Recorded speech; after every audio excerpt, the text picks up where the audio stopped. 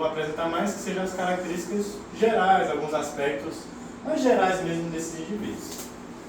Então, eu dividi a apresentação em alguns tópicos, mas o tópico geral da apresentação é realmente entender as características gerais da Hantoro para justamente ter um melhoramento do exame clínico, do manejo desses animais.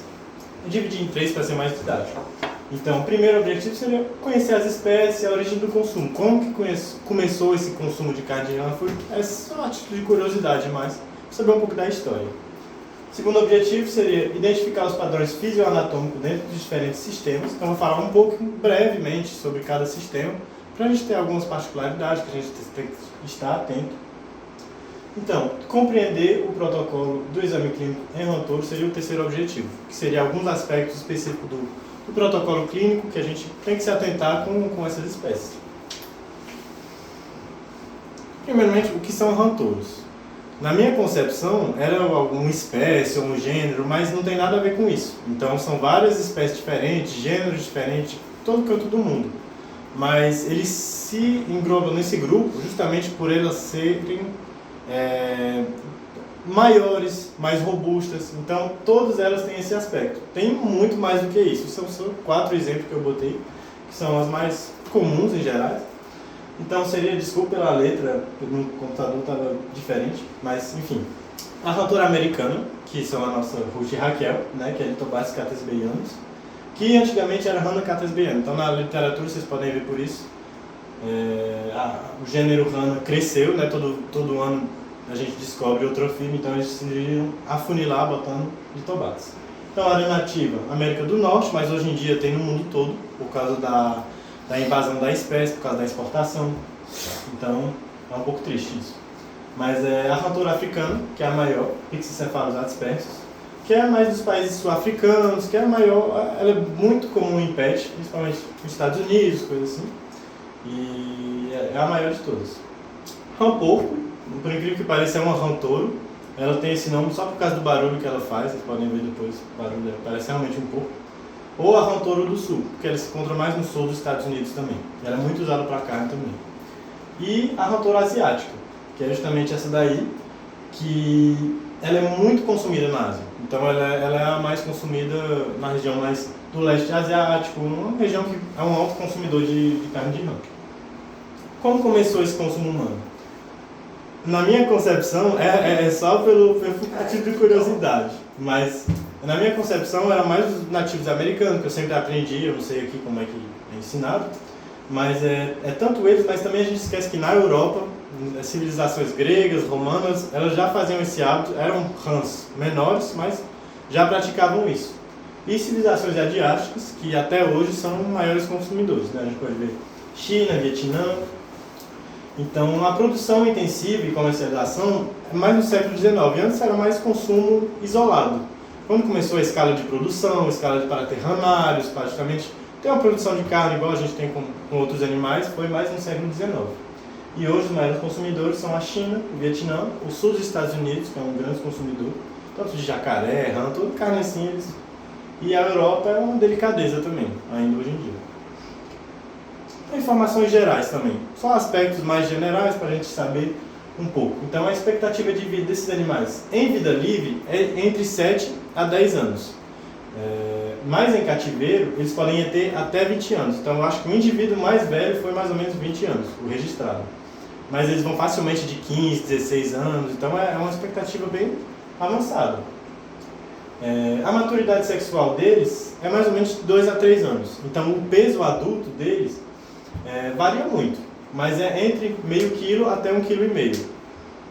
E o tamanho é de 20 centímetros, se a gente contar só o corpo, mas se a gente estender os membros posteriores, anteriores, chega a 40 centímetros. E uma curiosidade é que no mundo animal, geralmente, a gente vê que as fêmeas são um pouco menores, mas no caso deles é o contrário. As fêmeas são maiores e mais pesadas do que os machos.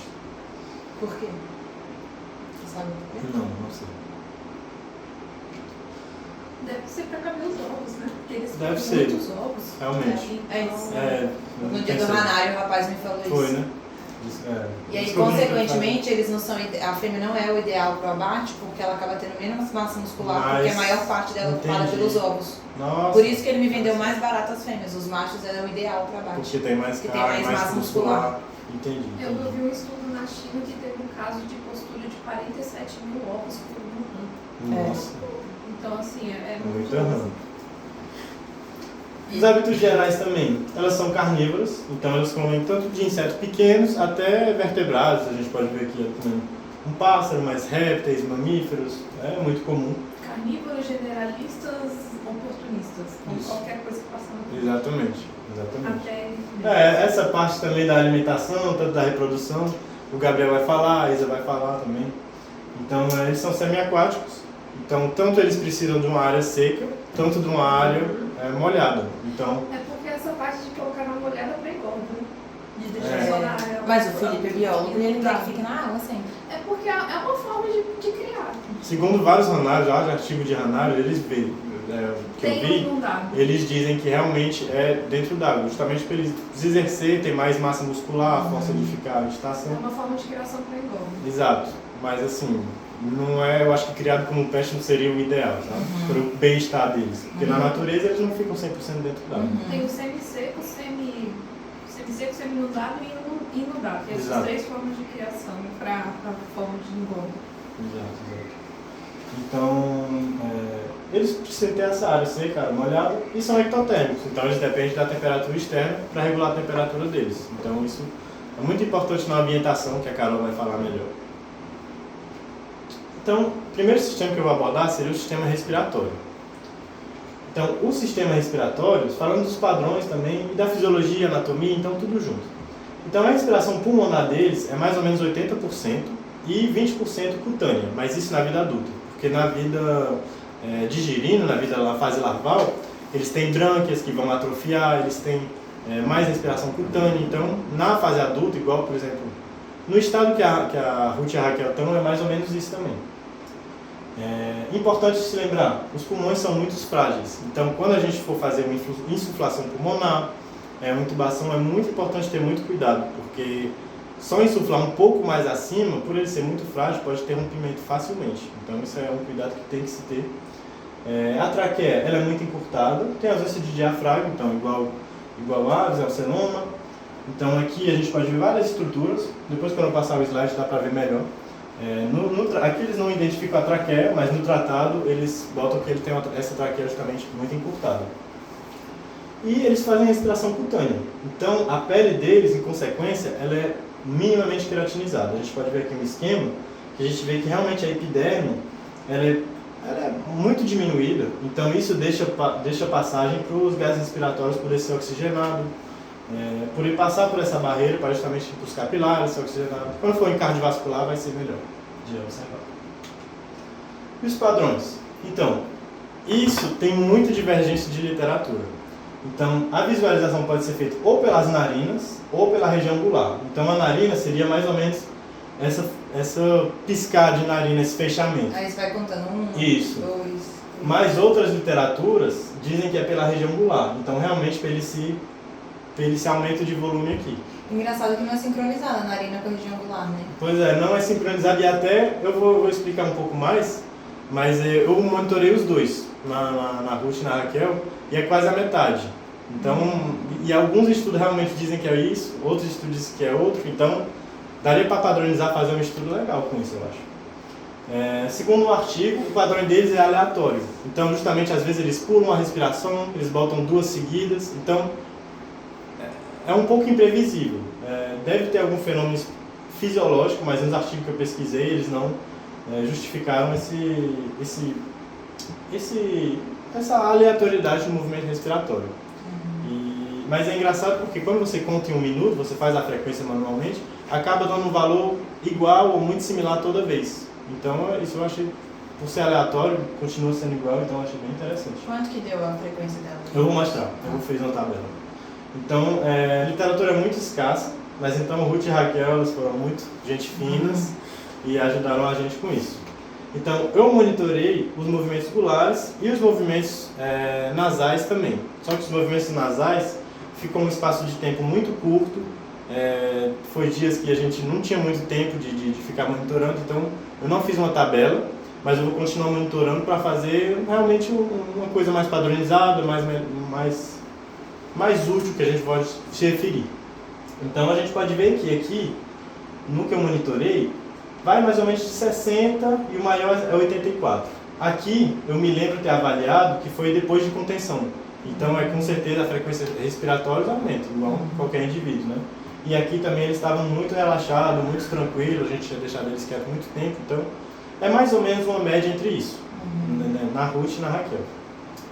O único estudo que eu consegui com dados foi esse, só que ele leva em conta hipóxia, temperatura, além da frequência respiratória. Então não é o melhor estudo para a gente ter um padrão, digamos, normal de respiratório fisiológico. Tem as respirações, mas justamente pela frequência aqui, parece muito a frequência de movimentos nasais. Então por isso que tem alguns artigos que dizem movimento nasal, outros que dizem movimentos gulares, então daria para padronizar, fazer um estudo, alguma coisa assim, com certeza. O sistema cardiovascular. Meu Deus. Então, a anatomia, eles são tricavitários, igual muitos répteis, fora crocodilianos, e eles vão ter 2 átrios e um ventrículo. Então, eu vou mostrar um vídeo para mostrar o caminho, e depois eu vou voltar para explicar cada estrutura.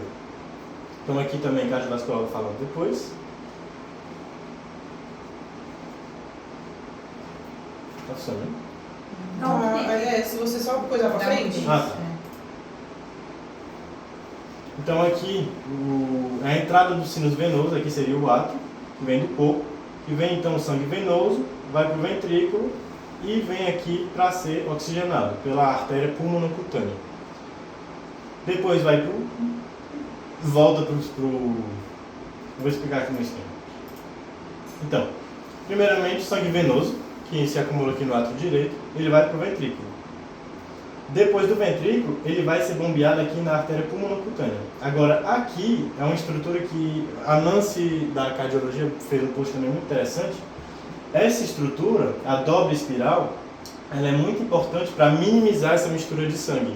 Porque em vários indivíduos a gente vê que tem uma mistura de sangue e não tem um reaproveitamento muito grande de oxigênio. Enquanto neles, essa estrutura, ela justamente impede isso. Então, é realmente a maioria do sangue venoso vai justamente para a artéria pulmonocutânea, porque essa artéria aqui é como se fosse essa daqui, que tem um ramo que vai para o pulmão e outro que vai para a pele. Então ela tem oxigenação cutânea, todo o oxigênio que vem da pele, ela vai ser oxigenada nessa veia. Não sei se foi claro na minha explicação. Mas enfim, ele tem um ramo aqui cutâneo e um ramo pulmonar justamente para ter acesso às 2 formas de oxigenação. Eles têm um pulmão só? Não, aqui eles retiraram justamente para poder ver. Não, eles têm 2. Tem um par. Isso. Então aqui mesma coisa, a artéria cutânea, que leva à pele, e a artéria pulmonar, que vai levar para os pulmões. Aqui é outro vídeo também que eu mostrei, mas ele é mais didático, é uma pessoa explicando, mas para não ficar muito aperreado para a pessoa que está esperando, eu vou deixar no slide. Está esperando 2 horas? Mas não consegue? Não. Oi, oi. Pode atender até o consultório se você quiser. Não deixa ninguém lá pra isso que Então, deixa eu aqui. Pode continuar. E os padrões cardiológicos? Então, a ausculta deles pode ser feito tanto por uso de Doppler ou por batimento apical. Eu não consegui pelo batimento apical e é menos utilizado. O padrão ouro é realmente o Doppler. Como a gente vê nessa imagem aqui, não é uma rotura, mas é o equivalente. Desculpa, batimento apical, você falou? Isso, batimento apical, que seria... Eu vi só em uma literatura falar isso, e eu não consegui achar outros que explicaram, mas no meu entendimento é um batimento aqui na região apical. No ápice do coração. Isso. Mas a gente consegue ver isso, olho nu?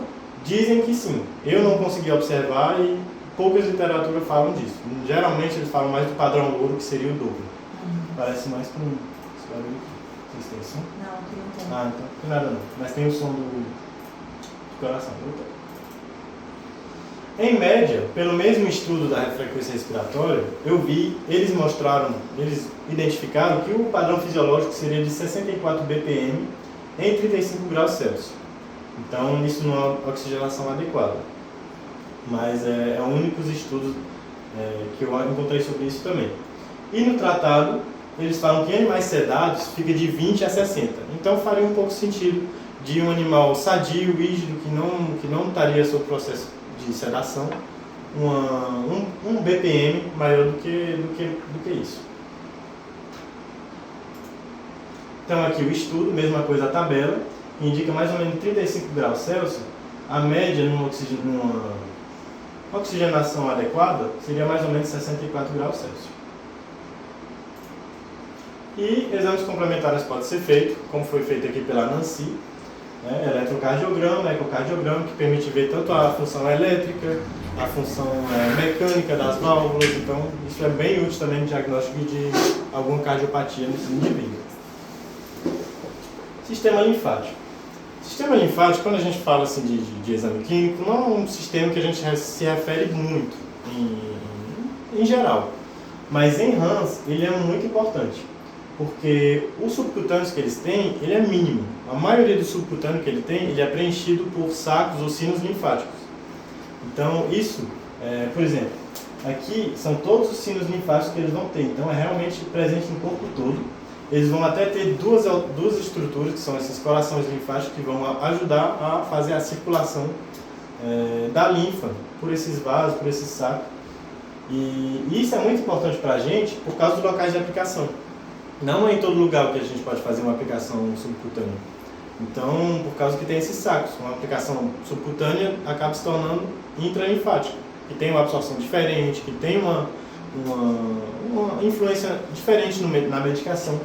Então aqui é um diagrama que mostra quais são as áreas que são adequadas justamente para fazer uma aplicação subcutânea. Que seria mais ou menos aqui na lateral, aqui na região ilíaca. Todos esses são sacos linfáticos que justamente, eu me lembro que quando a gente foi coletar uma vez, eu não sei... Sim, a gente só conseguia puxar. Exato, só vinha linfa, porque justamente é intimamente relacionado a tudo que é presente no subcutâneo. Então isso é muito importante quando a gente for fazer aplicações. Vou falar brevemente sobre outros sistemas. Então, primeiramente, o sistema tegumentar, que realmente é o espelho da saúde do anfíbio em geral, né? Da rã touro, das rãs, mas do anfíbio, a pele dele serve tanto para oxigenação, tanto para reabsorver água. Então, a pele dele tem glândulas muito importantes, glândulas mucosas, serosas, que vão manter essa hidratação para poder fazer a oxigenação. Ela vai ter glândulas holócrinas, e essas glândulas, elas são, eu achei bem diferente porque elas fazem umas secreções antimicrobianas. Então, para livrar um animal de alguns micro-organismos que seriam negativos, infecções, ela vai secretar essas substâncias antimicrobianas para justamente o melhoramento do animal, né? O combate a essa infecção. Mas é tipo um muco, alguma coisa assim, ou é...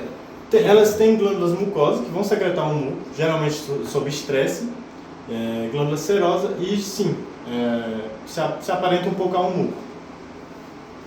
Elas vão fazer equidise, então elas vão ter equidise igual a um réptil, só que vai ser muito mais discreto, por eles serem maioria do tempo dentro d'água, acaba sendo umas finas pedaços de pele, como se fosse uma pele morta, que eles às vezes vão até ingerir essa pele, por ela estar presente no ambiente. Eu já vi. Eu não cheguei Não abriu bem assim, eu Nem utilizei. sabia Isso, que fazia exatamente. registro. O biólogo que veio aqui, qual é o nome dele? Felipe. Felipe, ele falou que na universidade ele fez um trabalho sobre Foi. o Eu até pesquisei, mas eu não achei, por isso que eu não mencionei, mas ele disse que fez um teste com choque, que justamente esse choque induziu um estresse, que eles liberaram essas secreções antimicrobianas, que tinha até 60% de eficácia com salmonela. Então é bem estudado, mas é bem interessante. Então eles fazem reabsorção de água também pela pele. Então eu botei essas imagens para ressaltar essa região, que é uma região mais inguinal deles, que eles têm o que a gente chama drinking patch, que é um local que eles vão fazer uma absorção maior de água, principalmente em tempos de seca, em ambientes onde eles não têm muito acesso à água. Eles vão fazer a superficialização dos vasos para ter uma maior absorção de água justamente para eles, para repor a volemia. Então, isso vem com vários processos, mas eu achei muito interessante essa parte anatômica deles. Uma coisa que eu li também é que eles também estão muito ligados com a parte de água e seca, também está muito ligada com regulação térmica deles. Sim. Então, eles têm uma proporção de temperatura, quando a temperatura varia, né, eles têm uma proporção de 30% seco, 60%, Sim, 70% molhado, né? justamente para fazer. Mas se a temperatura é mantida constante e alta, né, lá por 30 graus, essa proporção inverte, eles ficam mais tempo no seco do que no molhado, né? E isso pode também ter a ver com a parte de absorção de água. Com certeza. No geral, anfíbios mais aquáticos eles vão fazer a reabsorção pela pele toda, né? Isso é realmente em casos de seca, que vai ser mais comum, mas como a Isa disse, depende muito. Esse PET aí é visível? Você consegue ver quando seus poros dilatados? É visível. Em rantouros, justamente que a gente cria elas mais aquáticas, tem um ambiente mais aquático. Não dilata tanto, né? É mais difícil de ver porque elas não têm a necessidade de superficializar esses vasos toda hora. Então elas estão em constante absorção de água, então não tem tanto esse problema. Mas se for ver em anfíbios, até por exemplo, aqui é uma rinela, que seria um cururu, ele vai ter muito presença disso, porque ele vive em ambientes que são relativamente mais secos, então isso é comum de se observar assim. Então, o sistema urinário, a anatomia deles, eles têm rim, que são em região dorso-caudal, da cavidade celomática, então como se fosse na gente, retroperitoneal, né, que seria aqui. Eles têm um formato mais alongado, eu trouxe uma foto anatômica no próximo slide. E uma particularidade, eles têm a ausência de alça de Henle. Principalmente os anfíbios aquáticos, que não precisam fazer essa reabsorção de água toda hora, que é a principal função da alça de Henle, eles não têm essa estrutura, eles têm outros mecanismos para a reabsorção de água. E a excreção de nitrogênio também vai depender desse modo de vida. Então, por exemplo, anfíbios que são mais terrestres ou que são criados de maneira mais terrestre, eles vão precisar excretar ureia, para excretar menos água junto. Então, quando você é um anfíbio ou um peixe, que é muito comum excretar amônia, ele excreta muita água junto, então é muito diluído. Então, quando o animal está com necessidade de água, necessidade de reabsorver, de manter essa água dentro do corpo dele, ele vai predominantemente excretar ureia. Então, eles têm esses dois métodos e dependendo do modo que ele é criado ou do modo da espécie também, vai influir. Eles têm vesícula urinária? Tem. Justamente... é depois que eu falo. Mas... Vou falar agora. A vesícula urinária, justamente... depois, desculpa. Eu perdi. Tá. Então aqui é a foto do rim, que é uma foto... Eles são mais alongados realmente, eles fazem... Anatomicamente, se for falar necrópsia, ele faz uma boa parte do corpo, é realmente maior do que a gente acha. Então aqui o rim direito, o rim esquerdo, os ovidutos, no caso de fêmeas. E uma coisa que eu queria ressaltar, que eu achei muito interessante, é a adrenal. Muitas literaturas dizem que é muito difícil ver a adrenal, por ela ser intimamente relacionada com o rim. Então, não sei se vai dar para ver direito, mas esse filamento um pouco mais alaranjado seria a adrenal, que até na parte histológica ela é relacionada, então é muito aderido lá.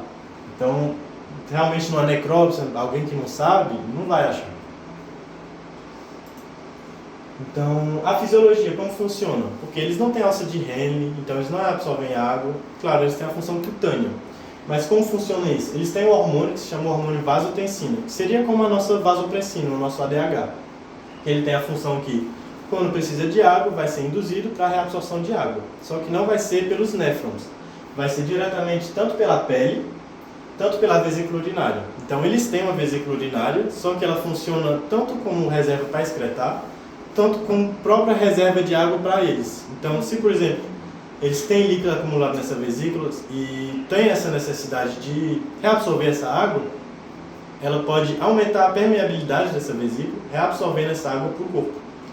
Então, tanto pela pele, tanto pela drinking pad, tanto pelo corpo todo, que vai ter uma reabsorção um pouco menor, eles conseguem reabsorver essa água para manter a volemia deles. O endócrino, eu vou falar brevemente, tem só duas glândulas que eu queria ressaltar mais, mas aqui tem um esquema um pouco mais básico, mas dá para a gente situar um pouco melhor onde estão essas glândulas. Então tem a glândula pituitária, que é muito útil no desenvolvimento também, glândula tireoide, paratireoide, o timo. O timo desses animais ele é permanente, então ele fica durante a vida toda. ele pode ter atrofia, em alguns casos, por exemplo, o animal está em inanição. Então, com certeza, como pet, você vai ver animais que têm manejo errôneo, alimentação com deficiência de nutrientes, esse timo vai chegar a atrofiar, então dá para se ver em exames complementares. O que mais? Eles vão ter a glândula pineal, vão ter as ilhotas pancreáticas, adrenais, como a gente viu, e as gônadas. A tireoide é uma glândula que eu queria ressaltar também, porque ela é de suma importância quanto ao desenvolvimento do animal. Então eu trouxe um esquema que mostra que realmente os precursores vão ser o quê? A temperatura, a luz, a nutrição desses animais, que vão induzir essa evolução desses animais, esse desenvolvimento. Onde vai atuar o TRH na pituitária, como eu falei, que com TSH vai estimular a tireoide a produzir T3 e T4. E esse T3 e T4 é que vai ter uma influência muito grande justamente na passagem da fase larval, né, do girino, até a fase adulta, que vira uma rã adulta. Então, o exame clínico. Agora eu vou falar um pouco de aspectos mais gerais de, por exemplo, a gente recebe um anfíbio agora. Quais são os cuidados a ter, quais são as particularidades que a gente tem que se atender a essas espécies. Então, quais as considerações? Primeiro, antes de tudo, tem a anamnese, né? Igual cada animal, a gente vai fazer a anamnese. Então, saber da origem, se é um animal de ranário, um animal de cativeiro, criado como pet, de vida livre. Então, tem vários casos. A idade desse animal, o sexo, o dimorfismo sexual eu não trouxe, porque o Gabriel eu sei que ele vai falar. O histórico, então isso vai muito com a origem do animal. A dieta, que eu tenho certeza que a Isa vai também muito bem falar. E o ambiente, que também é crucial para o animal, que fica mais com a parte da Carol. E antes de passar para o exame físico, durante essa anamnese é importante ter um local para a gente justamente deixar esses animais em repouso, numa temperatura adequada. Por quê? Eles são muito sensíveis à temperatura. Então só o transporte dele chegar da casa dele até, por exemplo, aqui, vai ter uma variação muito grande. Ele pode apresentar eritema, secreções por estresse. Então, para isso não ter uma influência muito grande no nosso exame físico, é importante a gente deixar esse animal em repouso, numa temperatura adequada, tranquilo, antes de fazer uma avaliação. E antes de fazer o exame físico, enfim, fazendo o exame físico, antes de fazer a contenção física, uma coisa que é muito importante é fazer a observação desse animal. Então, botar ele numa caixa, que é muito usado, pote de plástico, justamente porque a gente pode ter uma visibilidade, porque só com a visibilidade a gente consegue tirar de letra muita coisa. Então, seja a condição, a coloração corporal, então a questão do eritema, a questão de aumento de volume, de secreções de coloração alteradas. Então, dá para se observar no animal que está num pote assim, uma contenção assim, o nível de atividade, a postura, a reatividade a estímulos, a questão da respiração, que é feito por observação. Então, até isso a gente pode fazer no animal sem precisar conter e gerar um estresse a mais nesse animal. Então, movimentação, resposta a estímulo, pode-se usar luz, barulho. Então, são todos estímulos que podem testar tanto a função anatômica, o equilíbrio, tanto quanto o neurológico também. Então, aqui é um vídeo. Uma pena que não tem som aqui, mas é justamente uma moça, uma veterinária explicando. Não é veterinária, desculpa. Só uma moça que cria muito, ela tem um criatório e ela explica o que ela consegue avaliar com esse método. Então, achei muito interessante. E a contenção? Na contenção, depois de fazer tudo isso, é claro que para avaliar o animal com detalhes, a gente tem que fazer uma contenção. Então, tem vários cuidados que eu não trouxe muito em detalhe também, porque eu não queria roubar a apresentação da Carol, que ela disse que também ia fazer. Mas basicamente tem as luvas, né? Tem que se usar luva nitrílica, porque luvas de látex tem um pó que justamente vai acarretar problemas nessa pele sensível desse animal, alterações de eritema, de alterações químicas. Então, os poros deles são muito sensíveis, é importante usar a luva nitrílica. E as mãos? As mãos é um método que pode ser utilizado. Então, claro, tem que ser feita a limpeza, tem que ser feito, não pode ter produtos, né? Não pode ter alguma coisa alterada, tem que ser uma pele limpa. Mas mesmo assim, a nossa pele, ela é muito salina. Então, para esses animais que têm uma pele sensível, principalmente a salinidade por causa da hidratação, dos poros, da oxidação, das glândulas, não é o ideal. não é que não pode ser feito, não vai causar danos maiores nesses animais, mas assim, se puder usar luva nitrílica, é claro que seria sempre melhor, é sempre o ideal. Então, pode ter secreção escutânea por estresse. Desculpa. E a luz. É importante a gente usar a luz para esses animais, tanto para os estímulos, tanto porque são pacientes que têm uma pele mais escura, que a gente pode ter dificuldade de diferenciar algumas colorações. Mas a questão da luz tem que ser usada numa luz branca, porque a luz quente, tanto ela vai esquentar o animal, vai criar um ressecamento, que justamente por ele ter essa oxigenação e precisar dessa hidratação dessa pele para absorver água, para respirar, é importante não ressecar muito esse animal. Então, sempre manter ele sempre dentro d'água também. E a luz branca é justamente essencial para não causar esse tipo de efeito. E por essa contenção, né, que é logo conter ele um pouco antes dos membros pélvicos, dessa contenção que seria a contenção correta, a gente pode avaliar muitas coisas. Então, tanto a viscosidade, a textura da pele, a hidratação, né? A hidratação a gente vê pela textura da pele, pela coloração. Então, coloração nem tanto, mas realmente pela textura, a questão da secreção. A ausculta cardíaca, que é feita por Doppler, dá para fazer nessa contenção. Palpação de cavidade, no artigo que eu vi, é realmente alguma coisa que a gente pode esquecer e que é realmente muito importante, pode dar um direcionamento muito bom para a gente. É muito comum eles terem retenção de ovo, corpo estranho, são animais que não selecionam com muita facilidade o alimento, né? Eles são oportunistas, eles comem qualquer coisa que está lá, reação de corpo estranho, tumores, até urólitos ou cálculos da vesícula urinária podem ser palpados pela cavidade. Então, é importante a gente justamente fazer essa palpação, não esquecer disso. Avaliar olhos e narinas, principalmente a questão da disequidise, da hidratação. Olhos são biomarcadores muito bons, além de patologias que o Daniel e a Mariana vão falar bem. A questão dos olhos são bons biomarcadores. E a cavidade oral. Por incrível que pareça, em todos os livros, matters, tratado e artigos que são próprios justamente para a avaliação física desses animais, é usado o cartão, tipo cartão de crédito. Para abrir a boca desse animal, parece que foi um método que foi mais utilizado, que teve melhor funcionamento, para justamente abrir a cavidade desses animais para poder avaliar. Porque em qualquer avaliação que a gente faz, qualquer animal, é importante sempre cavidade oral para diversas patologias. E foi o método que foi mais utilizado, foi o cartão de plástico. Então, depois disso, claro que tem muitas outras coisas que a gente vai avaliar. Isso são coisas que às vezes são mais específicas dessa espécie que a gente pode esquecer. E exames complementares podem ser feitos, métodos de coleta, pessoal de clínica também vai abordar um pouco sobre isso. Então, é só realmente para dar uma introdução. Então, como conclusão dessa apresentação, seria que